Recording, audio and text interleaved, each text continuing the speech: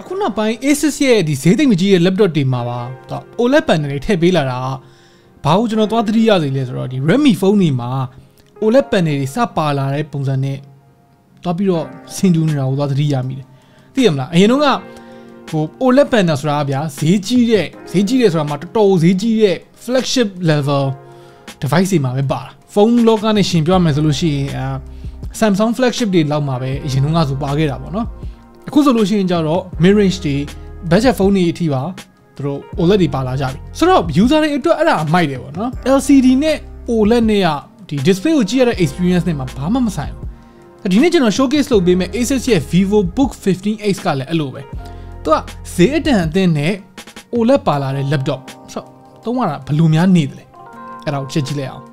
Okay TBH Labs နဲ့ကြိုဆိုပါရစေဒီ laptop မှာအကောင့်ပြောစရာတွေအများကြီးရှိတယ်နော်အကောင့်ပြောစရာတွေအများများတဲ့အခါကျတော့မကောင်းတဲ့ဟာလေးနော်ကျွန်တော်တို့မကောင်းတဲ့ဟာဆိုတော့ကျွန်တော်တိတ်မကြိုက်တဲ့ဟာလေးနဲ့စလိုက်မယ် build quality နဲ့ design ဒီ laptop ရဲ့အားအနည်းဆုံးပိုင်းကသူ့ရဲ့ chassis ပဲသူ plastic chassis ကိုမှ lid လောက်ကိုပဲသူ metal နဲ့လုပ်ထားတာ body အပိုင်းတစ်ခုနဲ့တစ်ခုနဲ့ကိုဆက်ထားတဲ့နေရာတွေကမတမရဖြစ်နေတဲ့နေရာတွေအများကြီးရှိတယ်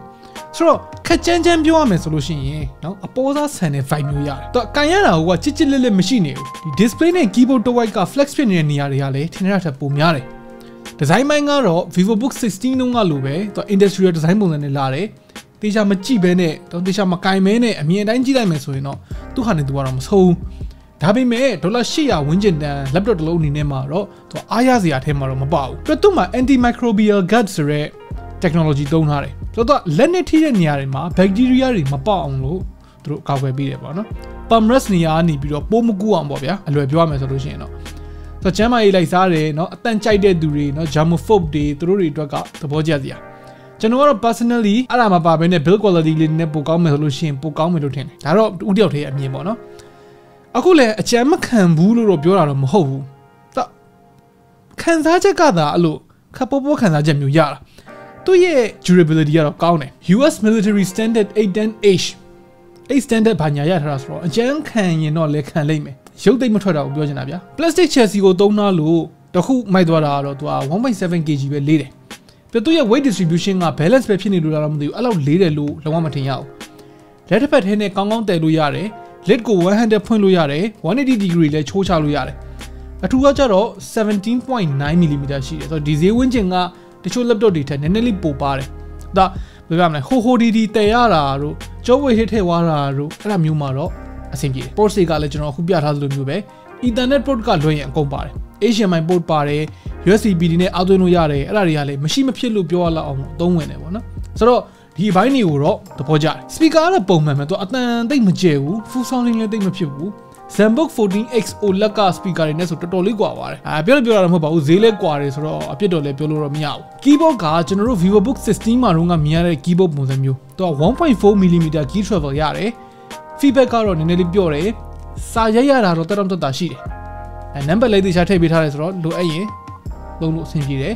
touchpad ကလည်းခက်ကြဲအောင်မှာသူက smooth ဖြစ်တယ် fingerprint scanner ကိုလည်း touchpad မှာပဲထည့်ပေးထားတယ် security ကိုစိတ်ပူတတ်တဲ့သူเนาะအရင် insecure ဖြစ်တဲ့သူမျိုးတွေအတွက် physical webcam ခလုတ်လေးလည်းပါတယ်အဲ့ဒါပိတ်လိုက်လို့ရှိရင် webcam ရှေ့ကနေပြီးတော့ pass ကွယ်တော့ display ကတော့ဒီ laptop မှာလုံးဝမင်းသားပဲသူက 15.6 လက်မှ 1080p 60Hz OLED panel specs အရပုံမှန်လောက်ပဲဆိုပေမဲ့ panel quality ကဒီဈေးကကြိုက်တဲ့ IPS panel တွေနဲ့ရှင်ကြည့်ဘယ်ကောင်နဲ့မဆိုတာတယ်ဘယ်ကောင်ထက်မဆိုတာတယ် True Black ရတာတွေเนาะ peak brightness မှာ600 nits အထိရတာတွေက OLED panel မဟုတ်ဘဲနဲ့ဒါမဖြစ်နိုင်ဘူးပေါ့နော် sustain brightness ကဒီကောင်မှာ380 nits ဝန်းကျင်လောက်ထိရမယ်ဆိုတော့ outdoor မှာပါတော်တော်လေး usable ဖြစ်တယ်နေ့ဘက်ကြောင်းယူသွားပြီးတော့เนาะ canteen မှာစာလုပ်မယ်ဘာညာ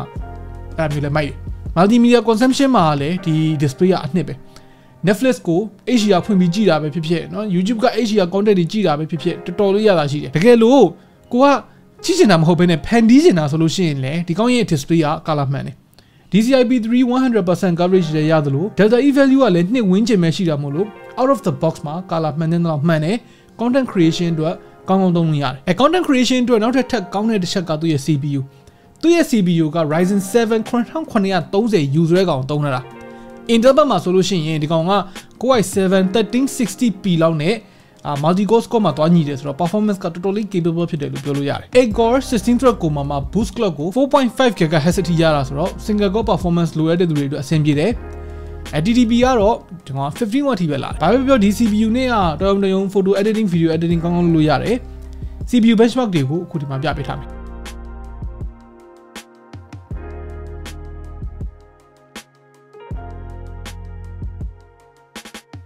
GPU ကတော့သက်သက်မပါဘူးဆိုတော့ integrated ပါတဲ့Radeon ရဲ့ RX ဖဲကအိပ်ပဲပေါ့နော်တာမန်ပိုင်းမှာတော့သူက burst TDP ကို40 watt လောက်ထိတင်လိုက်တဲ့ performance mode ကိုတော့မဖွင့်ထားဘူးဆိုရင်ဒီကောင်တုံတော့ပူလာမှာမဟုတ်ဘူးperformance mode မှာဆိုလို့ရှိရင်တော့ phantom ဆူလာတာမျိုးရှိတယ် normal usage နဲ့ silent profile နဲ့မှာဆိုလို့ရှိရင်ငါကြတော့ phantom ကမကြားရတော့ပဲ timeline အများကြီးနဲ့ဒီ 4K video editing ဘာညာမျိုး intensive workload တွေမျိုးမှာတော့ဒီ cooling လောက်နဲ့ thermal throttle နည်းနည်းပပဖြစ်တာလောက်ဖြစ်နိုင်တယ်ဒါပေမဲ့အဲ့လိုမျိုးလုံးမဲ့သူကတော့ဒီ laptop မျိုးကိုမရွေးလောက်ပါဘူးရွေးမယ်ဆိုရင်လည်းမရွေးပါနဲ့ဒီထက် performance ကောင်းတာရွေးပါကျွန်တော်ရဲ့ review နဲ့မှာ RAM က16 GB ပါတယ်ဆိုတော့တော်တော်များများအတွက်ကအဆင်ပြေတယ်မလောက်ဘူးဆိုလို့ရှိရင်နောက်ထပ် RAM ထပ်စိုက်ဖို့အတွက် slot အလုပ်တစ်ခုထပ်ပါတယ်ဒီတစ်ချက်က RAM ထပ်လိုလာနိုင်တဲ့ creator တွေအတွက်ကတော့battery ကဒီ15လက်မ laptop တွေမှာပုံမှန် size လို့ပြောလို့ရတဲ့50 watt hour battery ပါတယ် Ryzen 7 9330U ရဲ့ efficiency ကတော်တော်လေးကောင်းတယ်ဆိုတော့ battery life ကလည်းကျွန်တော်တို့အရင်စမ်းဘူးတဲ့ Intel laptop တွေထက်ကတော့တိတိတတ်တာပိုခံလိုက်မယ် brightness ကို150 nits ဝန်းကျင်လောက်ထား web browsing မှာ9နာရီဝန်းကျင်လောက်ထိရတယ် video playback မှာ12နာရီဝန်းကျင်လောက်ထိခံတယ်ဆိုတော့ဗျာအဆုံးသတ်ပြောရရင်ဒီ laptop က$800ဝန်းကျင်မှာ photo editing video editing လုပ်မဲ့ creator တွေအတွက်တော်တော်လေးကြိုက်တယ်build quality ဘိုင်းမှာနည်းနည်းလေးအားမရတာလွယ်လို့ရှိရင်ကျန်တာအပြည့်ရလို့ပြောကြမရှိဘူးသူ့ဈေးနဲ့ရှင်လိုက်ရင်များဒီကောင်အားသာချက်တွေပုံများတယ်ဒါပေမဲ့တကယ်လို့ကိုကအဲ့ဒီအားနည်းချက်နည်းနည်းပပလေးကိုမှလက်မခံညင်ဘူး performance ကလည်းအများကြီးပိုလို့ခြင်းတယ်ဆိုလို့ရှိရင်တော့ပတ်စံပို့သုံးပြီးတော့ Core i9 13900H ပါတဲ့ Vivobook 14X OLED လောက်ထိသွားတာကိုပိုအားပေးတယ်အဲ့ကောင်ကရေရှည်မှာတွက်ချေပိုကြိုက်လိမ့်မယ်ပေါ့နော်ဆိုတော့ခင်ဗျားတို့ရောဒီ Vivobook ရဲ့ 15X OLED ကိုဘယ်လိုမြင်လဲVivobook ပဲရွေးတာပိုကောင်းမယ်လို့ထင်သလားဒါမှမဟုတ်ဒီ Vivobook လေးကလည်းအဆင်ပြေတယ်လို့ထင်လားအောက်က comment တွေမှာဝင်ရောက်ဆွေးနွေးညှိနှိုင်းခွင့်တောင်းလို့ရပါတယ် Okay နောက်နေ့မှတွေ့တော့